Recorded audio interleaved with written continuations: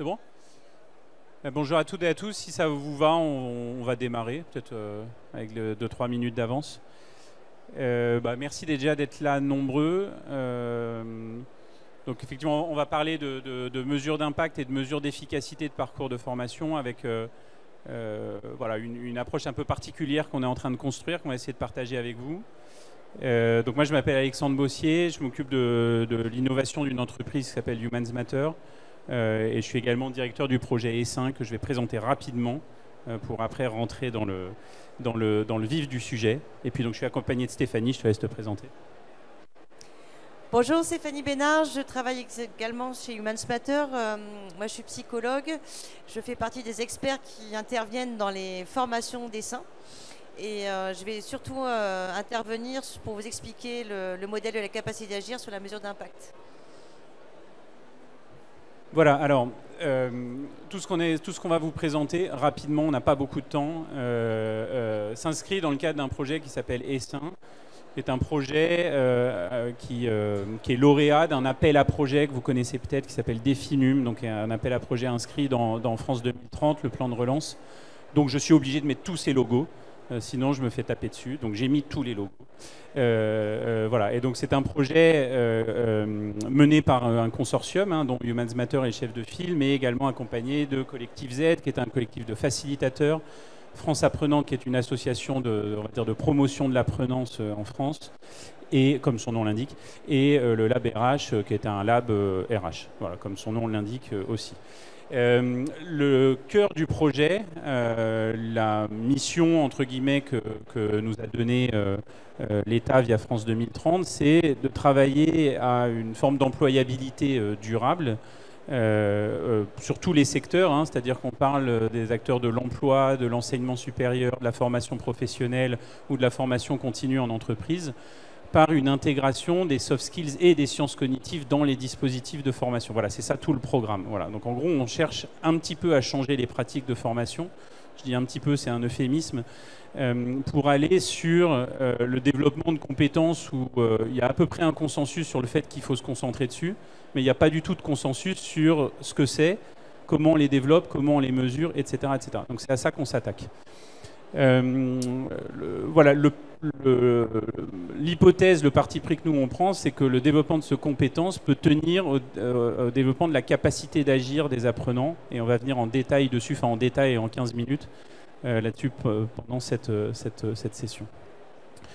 Ça, je vais très vite. Les ambitions et les enjeux de ce projet, donc c'est un enjeu vraiment de s'adapter ou voire même de devancer ce que sont toutes les évolutions des métiers. Donc, je ne vais pas vous faire la litanie de toutes les transformations qu'on est en train de vivre. Ça serait, je pense, un petit peu ennuyeux. Mais on sait qu'il y a beaucoup de choses qui changent. Et donc, on sait qu'il faut aborder le développement des compétences de façon différente. Donc, c'est à ça qu'on regarde. Et puis, un autre élément clé de ce projet, c'est le fait d'aller sur la construction de ce qu'on appelait une forme de commun durable. Donc, on cherche également à mettre en réseau, à réunir l'ensemble des acteurs qui s'attaquent à ce problème et non pas tomber dans ce qui pour nous est un piège, qui serait celui de chacun construit son modèle, son référentiel et les outils qui vont avec et fait son business avec ça. On a la chance d'être soutenu par l'État pour être dans une approche plus collaborative, ouverte et de mise en commun. Ce sur quoi on travaille pour faire ça, donc un grand pavé sur le fait d'aller chercher des façons novatrices et robustes de mesurer l'efficacité de parcours de formation au regard du développement des compétences des apprenants. C'est ça qu'on va aborder.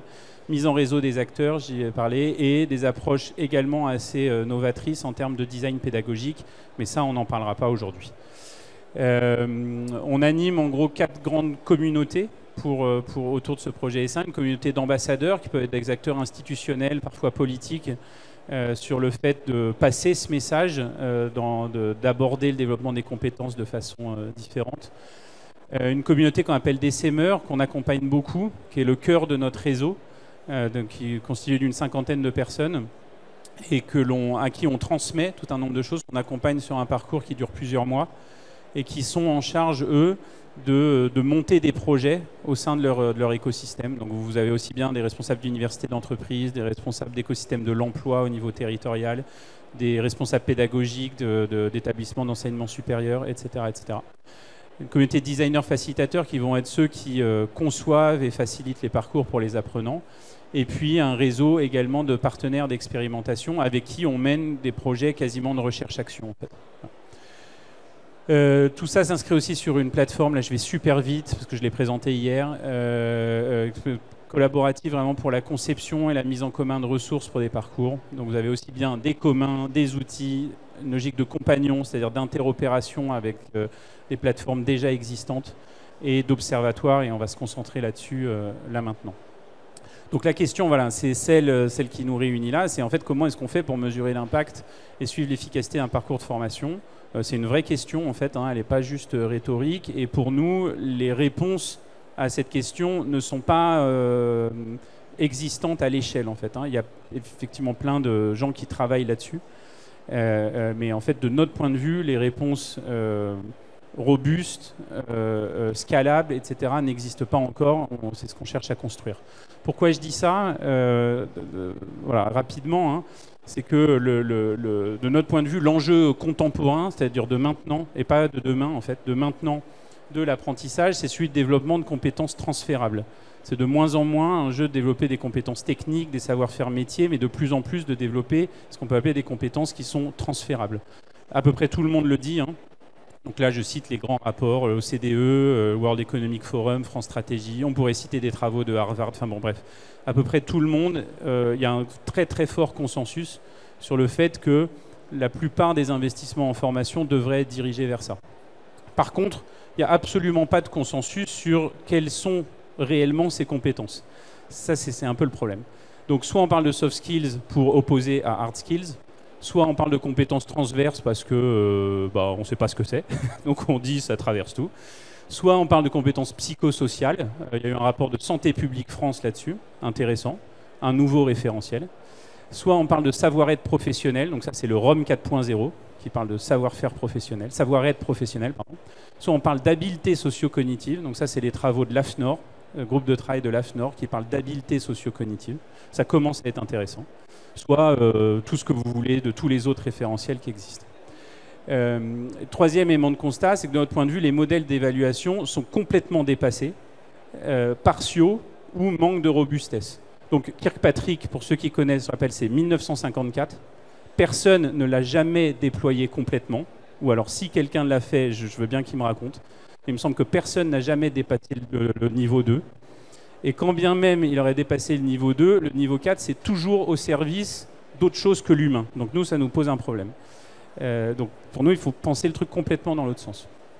Et autre élément aussi, c'est qu'il y a une grande confusion sur le marché entre les soft skills et les traits de personnalité, ce qui est aussi un grand problème quand on sait que la psychologie nous dit depuis à peu près 50 ans que la plupart des traits de personnalité sont stables après 25 ans. Donc concevoir un parcours pour des seniors qui vise le développement des soft skills en étant basé uniquement sur des traits de personnalité, là on marche sur la tête en fait. Voilà. Donc voilà, donc c'est à ça qu'on cherche à s'attaquer pour essayer d'aborder les choses un petit peu autrement. Pour nous, il y a une vraie opportunité d'aborder ça en fait par l'humain, quoi. Mais vraiment par l'humain, c'est-à-dire pas mettre l'humain au centre et trucs comme ça, mais aborder ça par l'humain. Donc qu'est-ce que ça veut dire? Et en allant chercher dans la science, et une science qui est assez robuste, hein, c'est-à-dire qu'on ne parle pas de papier de la semaine dernière, mais de choses qui sont là en fait depuis une trentaine d'années. Donc par l'humain, grâce à la science, ça veut dire en regardant son développement. Donc nous, on va se baser notamment sur les travaux d'un monsieur qui s'appelle Yuri Bronfenbrenner, mais je vous passerai les détails. Mais c'est vraiment de la psychologie du développement. Ses ressources, donc là on va parler de Bandura ou de Philippe Carré pour rester un peu en France, et son adaptabilité.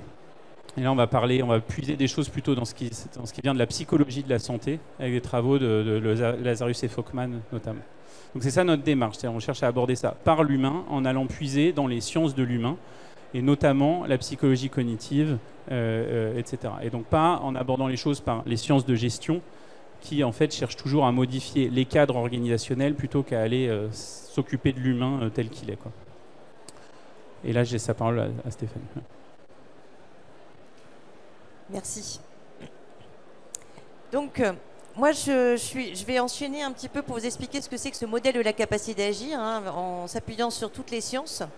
Donc, c'est quoi la capacité d'agir? Donc, c'est un modèle en s'appuyant sur ses ressources scientifiques qui permet de mesurer un petit peu comment l'individu est capable de mobiliser toutes ses ressources pour atteindre ses objectifs. La capacité d'agir, c'est ça. Donc, le cœur de la capacité d'agir s'appuie sur le sentiment d'efficacité personnelle, de la théorie socio-cognitive d'Albert Bandura, qui définit ce sentiment d'efficacité personnelle par la croyance des individus quant à leur capacité à réaliser des performances spécifiques, donc d'atteindre leurs objectifs. Ce sentiment d'efficacité personnelle qui est au cœur du modèle, il a 4 sources d'élaboration qu'on peut définir et co-construire dans les parcours. Il y a l'expérience de maîtrise, qui est toutes les expériences qu'on peut réussir et se rappeler pourquoi on les a réussies et s'appuyer dessus. Il y a aussi ce qu'on appelle les expériences vicariantes. Les expériences vicariantes, on l'observe très bien chez les jeunes enfants. C'est la capacité à observer les autres et se dire que si eux y arrivent, je peux y arriver aussi. Alors en tant qu'adulte, on a un peu plus de mal à observer les autres, mais si vous allez dans les écoles maternelles, ça marche très très très bien, les expériences vicariantes. La persuasion verbale, c'est tout ce qui va concerner le feedback. Alors le feedback, attention, c'est pas le feedback tout seul en disant c'est bien ce que tu as fait, continue, etc. Il y a beaucoup d'expériences scientifiques qui ont montré que dans cette persuasion verbale, il fallait aussi des axes d'amélioration. Donc il y a des expériences qui ont montré que les notes toutes seules ou le feedback tout seul ne suffisait pas. Par contre, si on était capable de dire à quelqu'un ce que tu as fait, c'est pas OK, mais je vais t'aider à apprendre comment faire pour y arriver, là ça marche. Et l'état psychique et physiologique, évidemment, qui va impacter ce sentiment d'efficacité personnelle. Vous vous doutez bien que si vous avez fait une nuit blanche et que vous avez la grippe, votre capacité à croire que vous pouvez atteindre votre objectif va être quand même assez malmenée. Donc tout ça, ce sont les 4 portes d'entrée. Donc ce sentiment d'efficacité personnelle va impacter directement ce qu'on appelle la notion d'agentivité. La notion d'agentivité, c'est la capacité à transiger avec son environnement, de pouvoir agir sur son environnement, et l'environnement va donc agir sur vous-même. Cette capacité d'agir, c'est donc une capacité à pouvoir exercer dans le temps, c'est de pouvoir mobiliser ses ressources dans le temps. Puisqu'il y en a certains qui vont peut-être partir au ski en février. Si vous allez au ski qu'il n'y a pas de neige, votre agentivité, ça va être votre capacité à pouvoir rebondir, découvrir peut-être d'autres activités qui n'existaient pas alors que vous étiez venu pour faire du ski, par exemple. Plutôt que de passer une semaine à déprimer parce qu'il n'y a pas de neige et que les canons à neige avec l'écologie, c'est hors de question, etc., etc. Tout ça, c'est l'agentivité. Alors, qu'est-ce qui se passe? On peut transposer ça, cette agentivité, on peut le transposer sur l'apprenance. L'apprenance, donc c'est la capacité à être acteur de son propre apprentissage. Et la capacité d'agir dans l'apprenance, ça va être la capacité d'apprendre dans le temps. Ce modèle, c'est un modèle transactionnel avec différents, on va dire, facteurs environnementaux qui vont venir impacter cette agentivité, ce qu'on appelle cette issue. Donc on part du principe qu'on a tous des déterminants, dont le CEP en fait partie, le sentiment d'efficacité personnelle, cette croyance qu'on peut avoir en notre capacité à atteindre nos objectifs, et n'est pas la même pour tout le monde. Donc ces déterminants vont venir conditionner nos comportements. Une fois qu'on a ces déterminants, on a aussi toutes nos fonctions exécutives qui vont nous permettre d'interpréter, d'évaluer les situations. Et notre cerveau en permanence, dans tout ce qui nous arrive, que ce soit aujourd'hui pour le learning technologique ou autre, en quelques millièmes de seconde, il fait une évaluation, une perception de la situation. Cette perception de la situation va se faire en 2 temps qui sont parallèles. On appelle ça l'évaluation primaire et secondaire, c'est-à-dire d'abord comment est-ce que je vis la situation, est-ce que je la vis comme un défi, comme une menace, comme une perte. Donc on va voir est-ce que j'ai du stress ou pas vis-à-vis de cette situation. Et tout de suite, en même temps, votre cerveau va évaluer quelles sont les ressources à sa disposition pour faire face à cette situation. Une fois qu'il a fait ces évaluations-là, le cerveau va décider et va réfléchir comment il peut s'ajuster à la situation. C'est ce qu'on appelle les stratégies de coping, on verra ça un petit peu plus tard. Et tous ces facteurs de perception d'ajustement vont venir impacter directement l'agentivité. Et tout ça, tout notre modèle de la capacité d'agir, tous ces facteurs-là, qui sont ici, là, on peut les mesurer et permettre de voir un petit peu quels sont les leviers d'action pour chaque individu et pour le groupe collectif. Donc ce modèle, c'est un modèle dynamique et en fonction des besoins de l'écosystème, on peut poser des hypothèses différentes. C'est-à-dire qu'en fonction des dispositions et des issues qu'on peut avoir, tout ce que je viens de vous expliquer ici, les ressources et la perception des situations vont se poser ici. Donc les médiateurs, ce sont des variables qui vont impacter directement le sentiment, votre agentivité. Et les modérateurs, ce sont des variables qui vont venir moduler l'impact de ces médiateurs. Hein, donc, notre directrice scientifique donne souvent un petit exemple avec le robinet sur les médiateurs et les modérateurs pour expliquer plus facilement tout ça. Le modérateur, par exemple, ça va être le mitigeur de votre robinet qui va vous permettre de savoir si vous voulez avoir de l'eau froide ou de l'eau chaude, du débit fort ou du débit faible, etc., etc. Donc, nous, ce qui nous intéresse, c'est de pouvoir agir sur cet entraînement-là, hein, sur ces facteurs environnementaux, sur lequel on peut agir dans les parcours de formation et surtout mesurer l'impact au cours de ces parcours de formation. Donc notre parti pris dans le projet dessin, ça a été de poser la motivation comme déterminant. Hein, vous connaissez tous les sources de motivation, elles peuvent être intrinsèques, extrinsèques. Donc toutes les sources de motivation sont bonnes. Mais comment est-ce qu'on peut aider un apprenant, par exemple, qui vient pour une motivation très extrinsèque, à pouvoir transformer un petit peu plus sa motivation intrinsèque pour qu'elle puisse durer davantage dans le temps? Et en agissant sur les différents facteurs environnementaux qu'on a pu vous présenter, on va regarder avec eux aussi tout ce qui est au niveau des stratégies d'ajustement, les stratégies de coping comme modérateur. C'est-à-dire ce qui est important dans les stratégies de coping, il y en a 3. Hein, c'est le coping centré sur le problème, c'est-à-dire que quand vous êtes face à une situation, vous allez directement agir sur le problème, soit de façon proactive, soit aller chercher des ressources pour agir sur ce problème. Mais on peut aussi s'ajuster différemment. C'est-à-dire qu'on peut très bien décider de d'abord commencer par réguler ses émotions par rapport à ce que la situation nous déclenche et après trouver une autre stratégie derrière. Une autre stratégie, c'est la recherche de soutien social, c'est-à-dire la capacité à pouvoir chercher de l'aide, du conseil, de l'empathie. Dans la vie, on a tous besoin d'être entourés, accompagnés, consolés. Hein, ça fait du bien. Donc les 3 stratégies sont bonnes, il n'y en a pas une qui est meilleure que l'autre. Ce qui est important, c'est d'être flexible, c'est d'être capable d'utiliser les 3. Alors on est quand même dans une société qui prône énormément le coping centré sur le problème. Hein, puisque voilà, ça demande d'être analytique, d'être froid, d'avoir de la hauteur sur les émotions. Aujourd'hui, en réunion, quand quelqu'un exprime sa colère, c'est quand même mal vu. On dit qu'il est instable. S'il exprime trop sa joie, on dit qu'il est foufou, qu'on ne peut pas lui faire confiance. Voilà, donc ce qui est important, c'est de pouvoir vraiment fonctionner sur les 3. Et la recherche de soutien social, on est quand même dans un monde aujourd'hui où dans l'entreprise, c'est quand même très compliqué, ou dans l'information, on a toujours peur de déranger les autres. On se dit que les collègues sont déjà surchargés, donc on ne va pas lui rajouter une charge supplémentaire. Donc cette recherche de soutien social, elle est quand même peu développée aussi, et elle n'est pas toujours très encouragée dans les écosystèmes. L'apprenance comme critère dans notre parti pris dessin, c'est qu'en agissant sur tout ce système du stress perçu, du soutien social perçu, du contrôle aussi qu'on peut avoir de la situation, est-ce que ça dépend de moi, est-ce que ça ne dépend pas de moi, et des stratégies de coping qu'on va mettre en place, c'est-à-dire les stratégies d'ajustement, on estime dans notre parti pris que tout ça, ça va venir impacter l'apprenance comme critère. C'est-à-dire que les apprenants vont pouvoir devenir acteurs de leur propre apprentissage. Et dans cette apprenance, il y a plusieurs dimensions. Si on s'appuie sur carré, il y a ce qu'on appelle la dimension conative, affective et cognitive. Donc la dimension cognitive, c'est tout ce que l'apprenant va être capable de découvrir sur sa façon d'apprendre, sa façon de mémoriser, sa façon de gérer l'effort, sa façon de gérer son temps. L'affectif, on est tous d'accord, hein, on est tous passés par de la formation, on a tous des profs qui nous entraînent plus ou moins facilement dans nos formations et dans notre capacité à apprendre. Et la dimension conative, ça va être vraiment la capacité de l'apprenant à rentrer dans les apprentissages et à devenir acteur de son propre apprentissage. Je repasse la main à Alexandre pour vous expliquer un petit peu comment se font ces temps de mesure. Oui, donc je vais devoir conclure rapidement, c'est rouge là. Donc en fait, là, tout ce qu'on vous a montré, les différents concepts, on vous les montre parce qu'ils sont tous associés à des outils de mesure valides. Ça, c'est quelque chose qui est très important aussi dans notre démarche, c'est-à-dire qu'on ne cherche pas à inventer des questionnaires pour en faire un produit et le vendre, mais à mobiliser le plus possible la littérature scientifique et les outils de mesure valides que l'on peut assembler par rapport à des hypothèses qu'on va poser sur un contexte donné, quoi.